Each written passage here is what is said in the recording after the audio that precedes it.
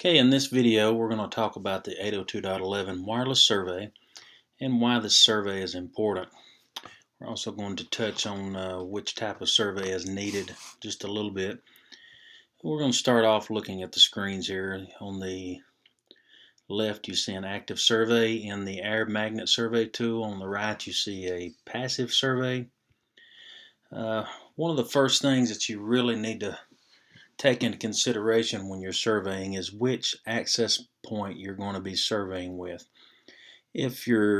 For example, if your client is going to be deploying a Cisco 3700 series access point that has the internal antennas, you wouldn't want to be surveying with a Cisco 1242 external antenna access point.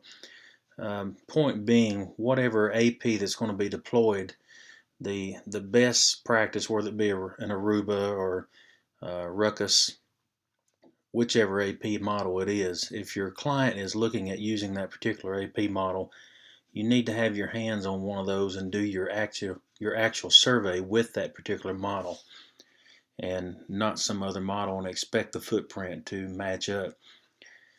Also, the type of antenna is really important. If you're using an internal antenna versus external antennas, how the signal is propagated, you need to know how that's going to take place, and if the antennas that you have on your access point are actually made for the environment that you are trying to use them in. That's also important. Throughout the design and the implementation stages, there's been plenty of people in the past that have designed and just attached extra antennas on and things like that, just hung up what they thought they needed to do. One thing I will tell you, don't be afraid to change antennas based on the environment when the environment changes throughout your facility. For example, an office facility, the office area, using internal type antennas like a 2602 or a 3602, 3702 Cisco I model with internal antennas throughout the office area on the 8-foot or 10-foot ceilings. But once you get out in the warehouse, don't be afraid to go to the E-model type access points and change up the antennas to use Yagis to go down long aisles of really tall shelves and storage to get between them. Just be sure that you understand antennas and how to use the antennas and where various antennas should be used. The next thing we want to look at is what device will be used and how many. Once you determine the access point that you're going to be using and maybe the types of antennas, and you look your environment over, one of the main things that you need to focus on is the actual client devices. If, for example, it's just going to be an old scanner gun in a warehouse that does 2 megabits per second, and that's all that's ever going to be on it, you will do your survey differently if you're actually going to have, let's say, the Cisco 7925 VoIP phone, the wireless phones, and use them for your customer to do all of their business over those wireless phones. You would survey totally different. So you really need to pay attention what device is going to be used, and also one of the main criteria of that device is what its power output is. If the transmit power on, say, a laptop is 100 milliwatts versus the VoIP phone is maybe 30 or 40 milliwatts max, you're going to have to do your survey differently based on the least powerful device that's going to be in the network. And we'll look here at this transmit power of the device here, and just for sake of the slide here, the actual phone is showing 50 milliwatts on it, but the AP is turned up to 100 milliwatts. The signal displayed here shows that the access point can transmit to the phone, and the phone can receive well, but when the phone tries to transmit back on that same modulation type or the same data rate, it is having a serious problem doing it. And you can have the near-far effect, one-sided conversation, drop calls, all kinds of things can happen here that could be eliminated if you just find out what the transmit power is on that phone and survey for at least 3 dB less than what the maximum power is on that phone. In other words, turn the access point down to, in this case, 25 milliwatts, so that you're surveying at 25 milliwatts with the access point. So you got room to turn the AP up just in case there's coverage hole problems. What other type of services will be offered on the network is really important. Like I said, if you look on this right-hand screen here, you see some scanner devices, wireless printers, laptops, all kinds of various types of client devices. And there's a lot of different protocols and things like that that takes place. And you really need to get a grasp on, are you going to be setting 75 or 80 wireless devices right here in this one area? And am I going to have to survey for a real condensed area? Or just ask enough questions so that you can understand what you need to be looking for when you're surveying. Which protocol is going to be required for you to survey at? This makes a difference on what you're going to survey the edge of your access point coverage at. So, if you're surveying for B coverage, you really are wasting your time. A lot of people hear the number neg 67 dB when they're talking about a cell edge when they're surveying. But if you're going to offer up the B rates and your client devices are going to be operating on the B rates, you're wasting your time and money of surveying at neg 67 and putting in a lot of access points, because the cell overlap is going to be tremendous if you're offering up the B rates. Find out what data rates you need to be offering up. Find out what protocols you're going to be using and survey accordingly. Channel width. Channel width utilization. Sometimes this doesn't come into a play and doesn't come into a factor until when we look at this next slide here, the channel utilization. If you are in an area to where DFS channels come into play, weather radar and airport radar and things like that, are, according to the FCC, they take priority over any of your wireless usage of those frequencies. So when weather radar is detected by the access point, these access points have to get off of that channel and move to another channel. So if you're restricted to the use of those channels of the Uni 1 band and the Uni 3 band only, let's say that maybe your company has a mandate that those are the only ones you have, using 160 megahertz channels are going to be extremely hard for you to try to utilize. If you're going to use 80 megahertz channels, then as you see, you're only going to be able to get 2 channels, so the survey is really going to be tedious trying to avoid co-channel interference. So know the environment, know what's around you, and ask enough questions to make sure that these channels don't come into play. Looking at the 7-layer model here, we operate at the data link layer when we're transmitting packets to and from access points and clients. You see that our protocols, 802.11b, G, N, AC, and so on, they all reside on that layer, but our physical layer is where our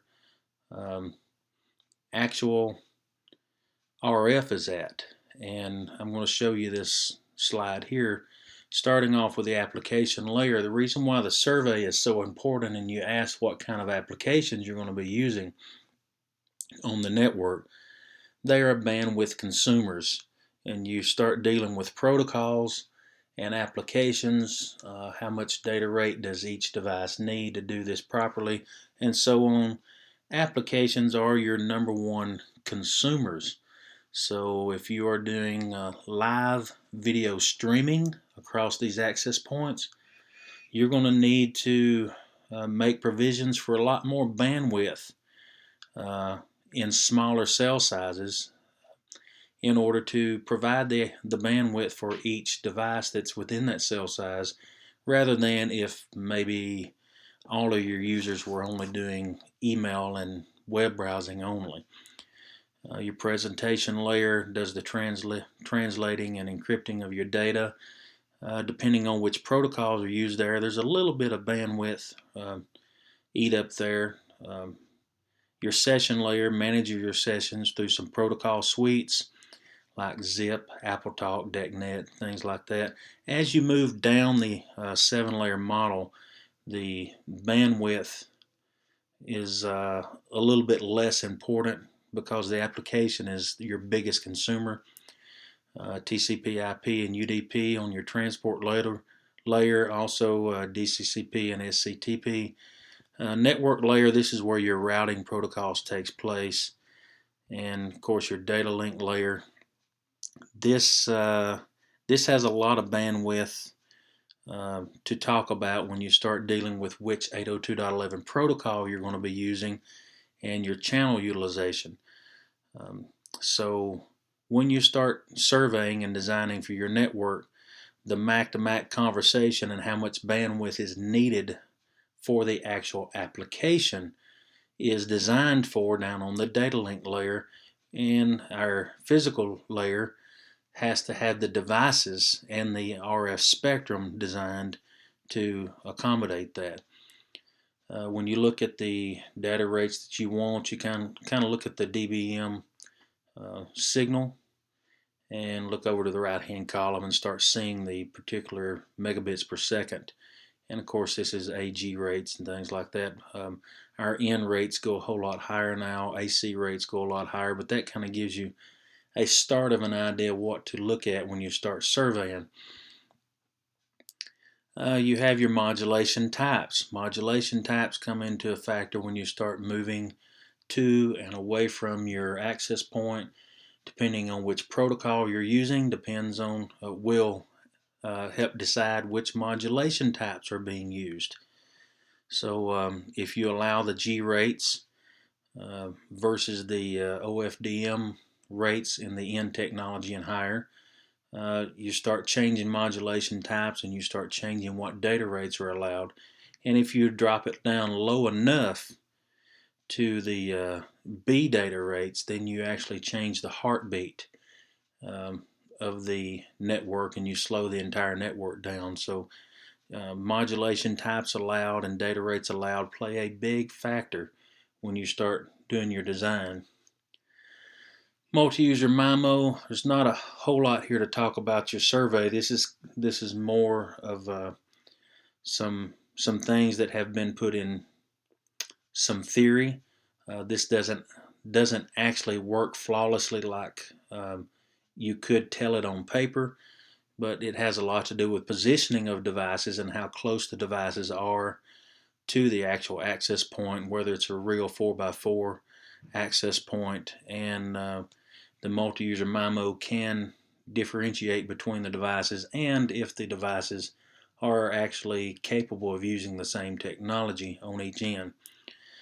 So there's a lot of things that comes into play here before you can get that gigabit speeds and things that comes here. So that's a real tricky thing to talk about. We're not going to eat this up. We're not going to eat up a lot of time on this particular training session talking about that. How data rates are transmitted in proximity to the actual access points. You can see up the list here, the further out from the access point you get, there is rate shifting that takes place, and our next slide will give you a little bit of picture of it. Pretty much your quadrature amplitude modulation steps down as you go out, and you drop down to QPSK, BPSK, and so on. The further that you go out, so your data rates and your modulation types rate shift so that there is still a good connection the further that they go out. So the device itself will negotiate a modulation type and a data rate with the access point based on its proximity of the access point so that it can have the best connection it could possibly get. How much area needs coverage? If you look at the slide over here on the right hand side where you can see the color graph, uh, neg 50 dB, neg 60 dB. These numbers don't have dB on them, but that's what they're representing there. The path loss right around the access point, you can see a neg 50 to neg 60 dB. Got some really good voice quality right around the access point in the red zone. But as it moves down into the brighter yellow, you notice you're in the neg 75 area and higher, and you start moving and modulating away from voice quality type scenarios. So your RF doesn't really support voice past that. Now you can see that the screen is displaying everything on the list here, but once you move outside of neg 80, neg 82, you may be able to get a 1 or 2 line email to transmit on data rates down below that, but you get down to neg 90, neg 100, things like that. There's just it's almost like being able to see a fire on a mountainside a mile off while you're standing barefooted in 10 inches of snow. You can tell there's a fire there, but you can't feel the heat. What does your environment look like? You can see all kinds of things in this environment here: filing cabinets, TVs, walls, appliances, things like that, wall cabinets. Knowing what's in the environment and how to work around these things in the environment does play a role. And when you look at the certain types of protocols, we mentioned just a minute ago about the types of protocols. In this particular environment where signals, as you can see, the access points using diversity and using both antennas to bounce off the filing cabinet and the metal door, and both signals are bouncing and reflecting and still getting to the client device. In 802.11n technology, where MIMO technology is a good thing, these signals are actually just turning into a 2-lane road instead of a 1-lane road and giving you the ability to send more data on both paths instead of in the G technology where MIMO is not available and the reflections show up as interference. So if you allow the G rates and the B rates and you have a lot of reflections, this is bad. But if you're using 802.11n technology or above, the bounces are good, and the protocol really likes the bounces. So depending on which environment, you may want to change the protocols you're using. Is there some interference that needs to be addressed? Well, you look at the 2.4 gig spectrum right here, and we see all kinds of so-and-so's Wi-Fi mobile and Livebox and free Wi-Fi secure, Wi-Fi bureau. There's a dozen or so various access points. Some of them looks like there's 3 or 4 stacked on channel 1. One of them actually on channel 6, but it's being interfered with by whatever's happening on channel 9 and channel 10. And then of course channel 11 has a mountain of various things there. So if you're seeing this in your environment when you go around and do a spectrum analysis, it is a really good recommendation not to turn on your 2.4, because you're going to be fooling yourself if you're expecting to have a clean environment on the 2.4 gigahertz range when you deploy your access point while you're seeing this kind of stuff going on. Do I need a single access point? Depending on what environment you're deploying in and what you're designing for, you may need just one AP, or maybe you need multiple APs. It's still always good to use the survey tool to find out if the one AP will cover, and we'll see a slide here shortly that validates that statement. But also, there's some deployments that you're going to want to use both frequencies. I've recently seen quite a few clients that have wanted an SSID on the 2.4 gig frequency for just maybe a guest network. They let their guests come in and use the 2.4, and then all of their actual business networks, voice networks, and things like that are on the 5 gigahertz frequency and protected behind 802.1x.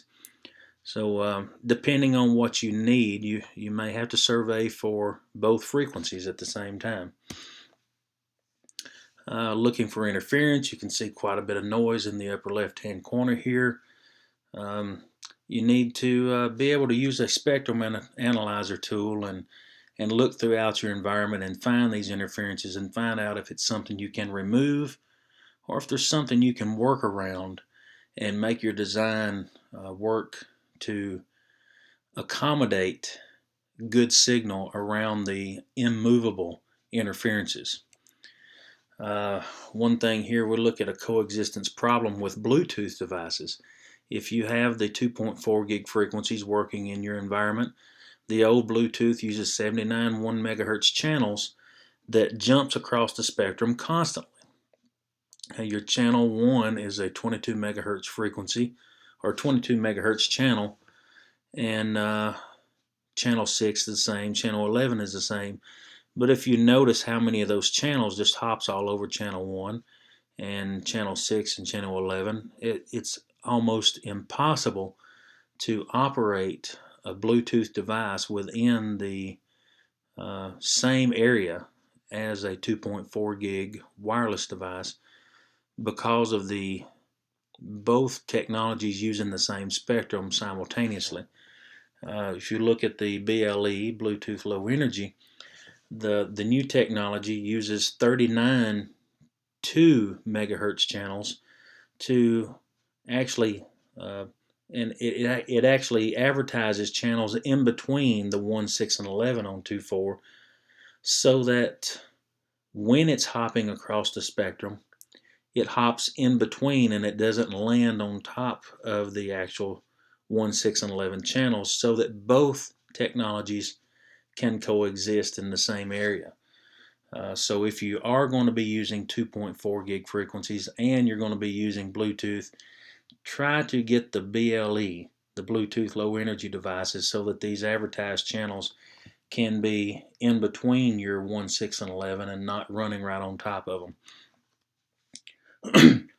Also, when you're surveying, you have the ability, if you notice on the right hand side, the adapter for 3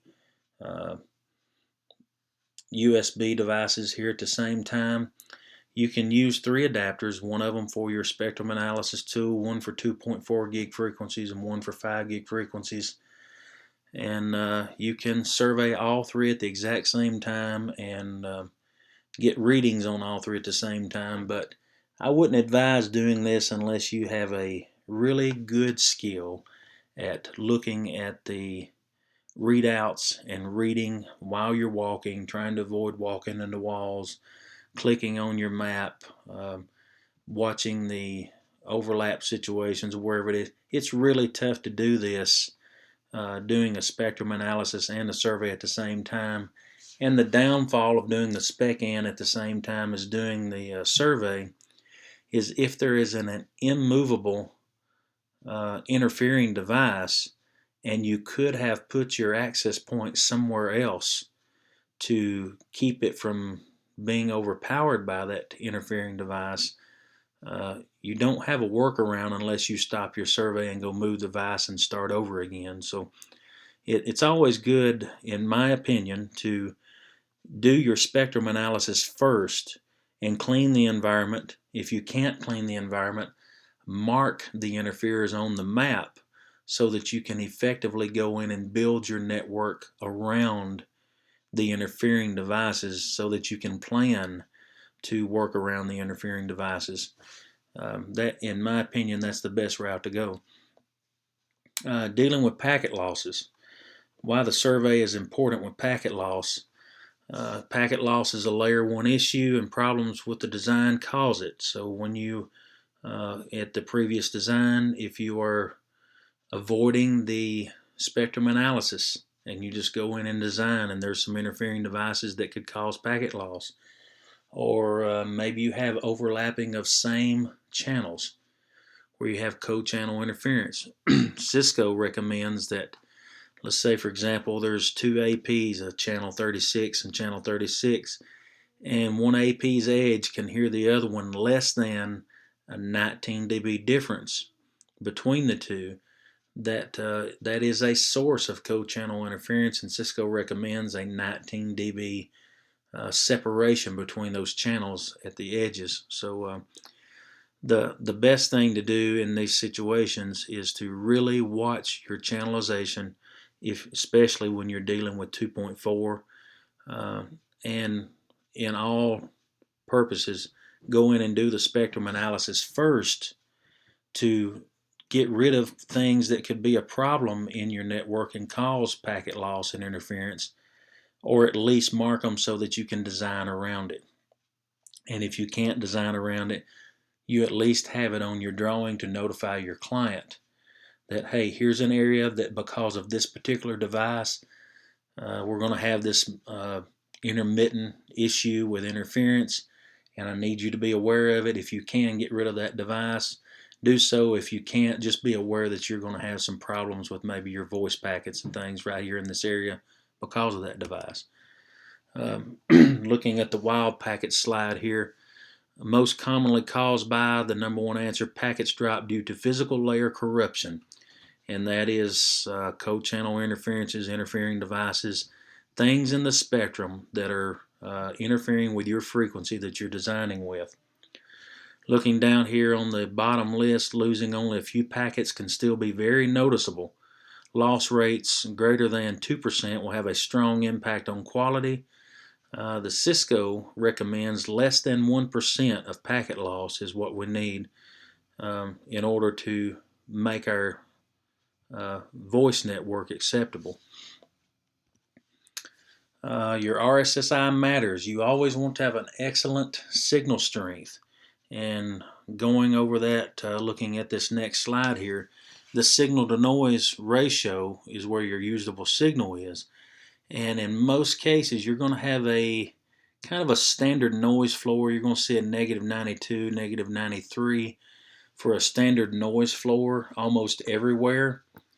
But if there is noise, then say the noise floor raises to like a negative 89, then you need to make sure that you survey for a higher RSSI to make sure the signal to noise ratio, which is the difference between the two, and your RSSI shows up as a negative dBm, your noise floor shows up as a negative dBm, but the signal to noise ratio in between is a positive dB that is the usable signal. And you want to keep that number at 25 or better at all times. So there needs to be at least a 25 dB difference between your noise level floor and your RSSI at all times. And this here, I love this slide, signal to noise ratio. When as a parent, you try to give instructions to a child, that child can always be interrupted and not hear your instructions because they hear something that appeals to them that's talking on their frequency, the ice cream truck 5 miles away. And that's kind of the way that wireless works as well. Every signal is heard at some decibel level. So if something is talking that is on the frequency, that access point is going to hear it as noise, and it's going to interfere with your signal to noise ratio. Here's another good example when you are sitting around a table trying to talk. The only good, effective way for these three adults to have the conversation that they want to have so that everybody sitting at the table can hear the information coming from the three parties at the table is to speak louder to drown out the children in the background. So that's turning up the RSSI so that the noise floor in the background will be further away from the RSSI, making the signal to noise ratio 25 dB or higher again. Now here's back we spoke about having a one access point deployment versus multiple. If you look here in this particular setting, the whole house, by having the AP right there in center on the second floor, makes the laptop happy up top. But downstairs where the actual phone jack is, downstairs in the corner, it was a real convenient place to just come in and plug that access point in. But the signal is not getting upstairs, and the computer upstairs cannot connect to the access point. And of course, he's sad. You should always check your coverage and Make your decision on access point placement based on a survey and not on the convenience of how easy it would be to plug it up. Always let the survey determine where the access point goes, and worry about the cable guys coming in and pulling cable later to get to it, or maybe adding switches or pulling fiber to run a new switch node or whatever it is. But always let the survey determine where the access points are going to go, and don't let convenience talk you out of putting APs where you know they need to go. The survey is vital to a good design, and anytime that you just avoid the survey and decide that you're not going to survey correctly, you always have issues. And you look here in this design, just placing them where you think they should go doesn't always work. And you can see room 4 and room 5 have a signal degradation because of positioning of the APs. And this design should have had something a little better than what it has in order to give the quality of coverage in these two rooms, versus just sticking them out there and letting these two rooms suffer. If I were to do something like that, it would more than likely be my luck that the president and vice president would both be using rooms 4 and 5, and it would be a terrible day for me. So a proper survey will divert problems before they arise. You should always use the survey tool and use the slides and the things that's within your survey tool to use the heat map to tell you where the data rates are, so that you can be aware of what you're looking for, and let the survey tool tell you where the APs need to go and where you have coverage holes at. So that concludes our 802.11 survey and why the survey is important.